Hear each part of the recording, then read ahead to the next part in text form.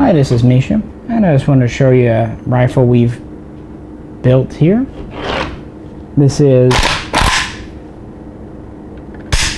an East German, or DDR, Democratic Deutsche Republic, MPI-KM, and this is their version of the Russian AKM. This is built from a kit obtained through Arms of America. It is a matching number MPI kit. The trunnion matches the bolt carrier, the dust cover, the gas tube, the lower handguard. For whatever reason, originally on the East German guns, they did not serialize the bolt itself, although they did proof mark it, of course. Some later guns you'll see electro-penciled. That would be done after the fact. It is built onto a Morrissey receiver. This is one of the newer generations that has the XY stamps here. It's a blued receiver with a blued kit. It's an earlier kit when they were still bluing them. It's a good quality receiver. In fact, Nodak Spud obtains their receiver stampings from Morrissey. And to finish things off, we have a Polish Radom, FB Radom, the real thing, cold hammer forged, chrome lined, 16¼ inch standard AKM profile barrel. This has standard AKM features, 14mm muzzle threads, removable slant brake, AKM bayonet lug, cleaning rod under the barrel, and it has the unique East German furniture. Really the only other change to the metal is on the East German guns, the front sling swivel is longer, is wider, and that is for this unique style of sling. This is more like a American 2-point silent sling with 2 buckles on each end. It's a thinner sling, but it is quite silent. So yeah, we just put a few of these together using those kits, and they're interesting guns. It's nice to see some East German kits come in that haven't been scrubbed. Previously, a lot of the kits were coming out of former Yugoslavia region and had been scrubbed. East Germany was a major exporter of arms in the 70s and 80s. In fact, more than a third of their total AK production went to foreign overseas customers. I wish I had a collection of East German guns, but the kits themselves have always been rare in America. There are no pre-ban East German made MPI guns at all, and finding kits with original barrels is quite difficult. There are some out there. There are even a few of the 545 kits, but those are expensive even without barrels. So we make do with what we have. Just to go into the history, because I can never resist doing a little history. East Germany began manufacturing a version of the Soviet AK Type 3, that would be the one with the milled receiver, in 1958 at the GBW factory, and it would outsource a lot of manufacturing small parts all throughout East Germany, including the Ernst Thälmann factory, who made a lot of Makarovs. Initial production was quite slow. They had some manufacturing and some labor issues, so the first couple of years up until about 1960-61 they didn't make that many, and they were having quality control issues, but they got all that ironed out.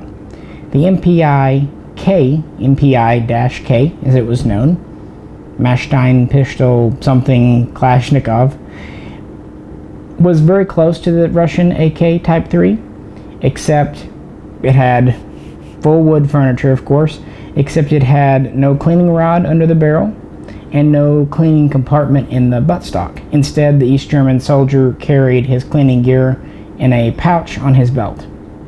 So they're pretty easy to tell apart. The East German SKS was the same way. They did not produce a lot of SKSs, but they did not have the cleaning rod under the barrel there either.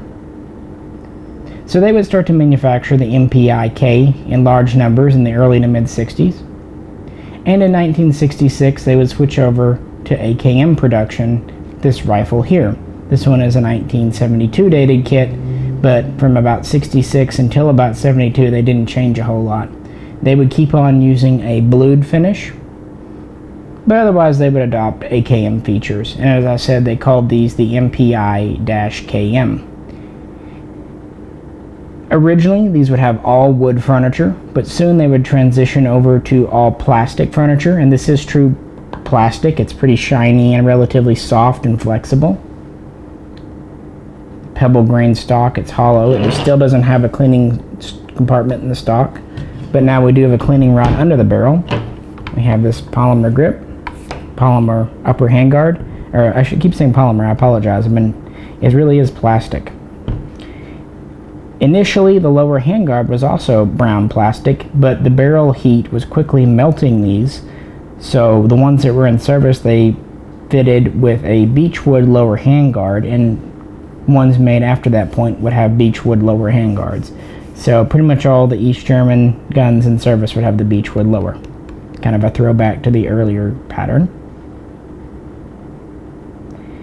In 1972, there was also the MPI-KMS, which was an underfolding stock version, not surprisingly a copy of the AKMS.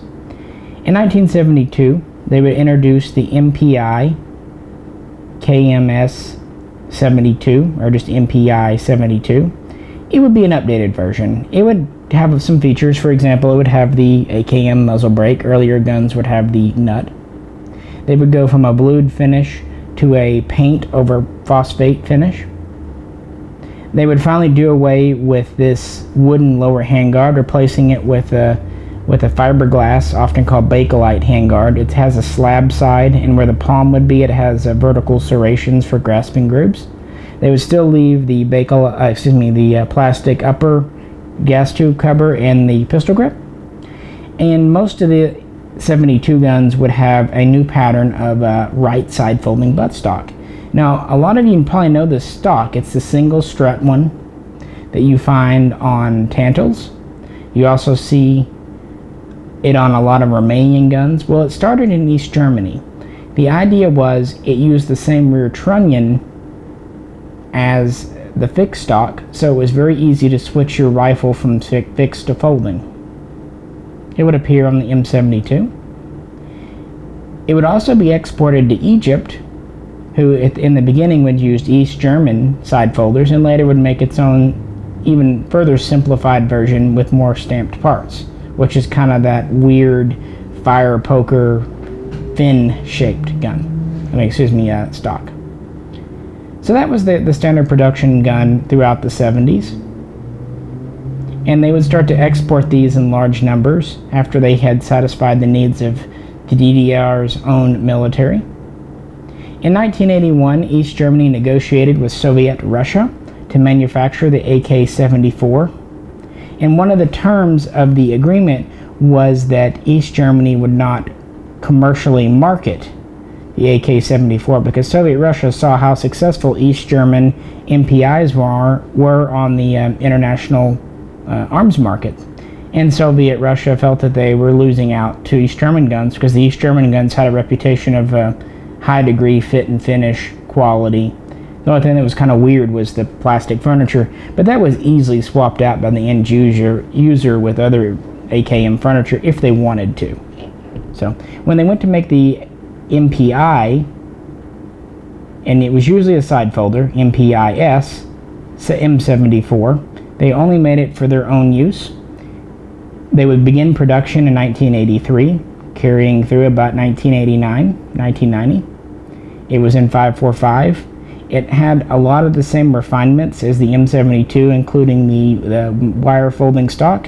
It still used this plastic grip, upper handguard. It had the bakelite lower, and of course it had the AK-74 90-degree gas block, and they used a relatively early version called a zigzag muzzle brake that had been adopted in Russia around 1979-1980. And also, scope rails became standard. Prior to this, East Germany would fit some scope rails to the guns when required on the side, but they became a standard feature with their AK-74 production line. Finally, in 1986, they would introduce the MPI-M74K for Kurs, and this is their version of the Crink. It would have a shorter barrel at just over 8 inches. It would have a combination front sight gas block and some other unique features.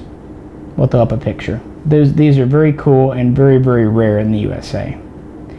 Now, to wrap things up, the last project that they did in East Germany was the STG-940 Project, Sturmgewehr 940. While the terms of the Russian agreement did not allow them to export 5.45 guns, it said nothing about guns in other calibers, so East Germany saw the growing popularity of 5.56 NATO, and so they made a modern AK version chambered for 5.56 NATO, the STG-940. It had a combination front sight gas block unit. It had updated handguards with more ergonomic pistol grip and buttstock made out of black or dark gray polymer. It had the matching handguards that would have cooling slots.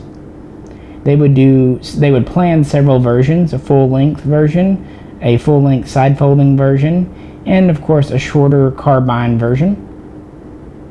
They would start to enter into production in 1988. They would produce several, tens of thousands of them, and they had contracts to make a large number for both India and it was some South American nation, Chile or Venezuela, I forget, guys. But they were starting to get some international interest in large military orders for the STG. Now, the standard version was the 941, the side folder was the 942, and so on. But then the Berlin Wall fell in November of '89, and in 1990, AK production was halted in East Germany. And then, of course, later reunification would happen with West Germany, and that was it. So the STG-940 was really the last, and it was a really interesting gun, and it's a shame. This is also where the so-called Wieger mags come from that are quite popular and that work in Romanian guns. The Wieger mags were originally made for the 223, and they're basically slimmed down, scaled down steel. This is a German steel mag. It's very similar to many other European pattern mags. So you see the guns were very similar, but usually of a very high quality. We also have a German mag pouch here. There are several variations of this. They all hold 4 mags, but there's some that are curved, some that are straight, some that do have this side pocket for a cleaning kit, some that don't, and some that are solid color, and some that are more of a camo.